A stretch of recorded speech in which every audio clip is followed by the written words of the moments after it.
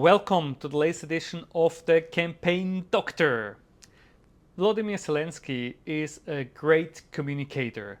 I think there are basically two main reasons why Kiev and a big part of Ukraine still stands. Number one is Joe Biden, certainly not one of the EU leaders. And number two is Zelensky's communication skills. When the full-scale invasion of Ukraine started, he famously said when he was offered an evacuation, he replied, "I don't need a ride, I need ammunition."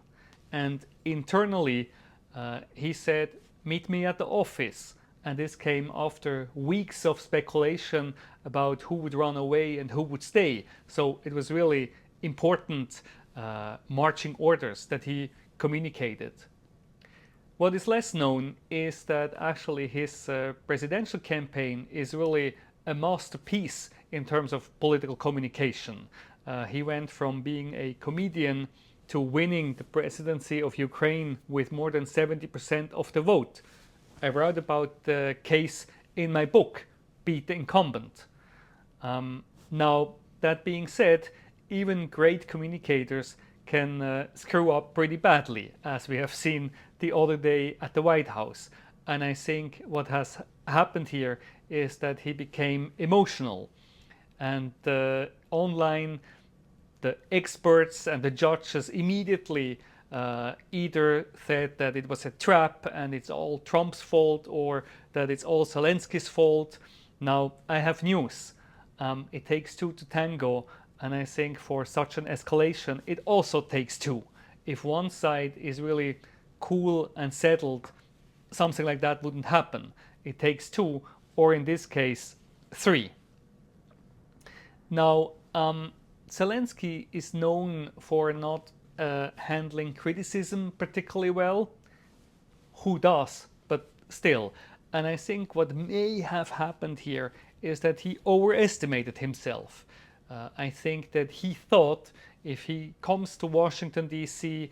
and meets Trump in person, that he can sort of change things, and then ran against the wall and got frustrated when he figured out that actually he cannot.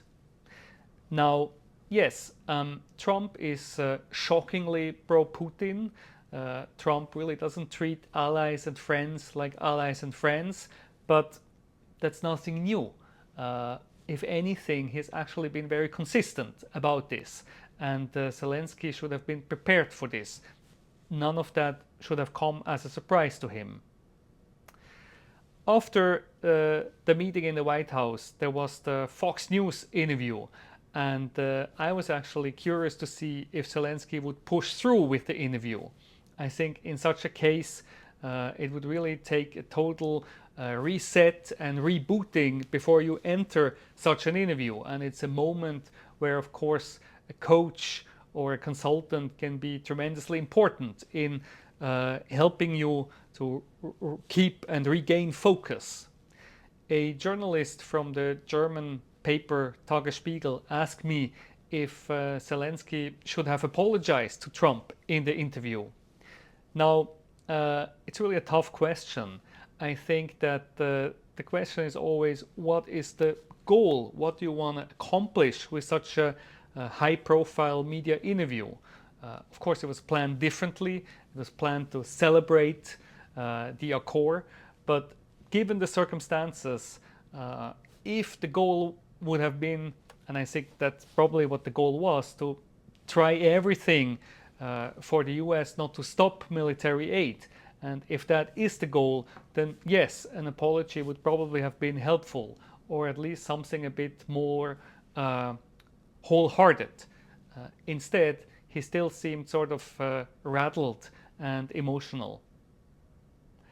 Thanks for watching, and don't forget to subscribe.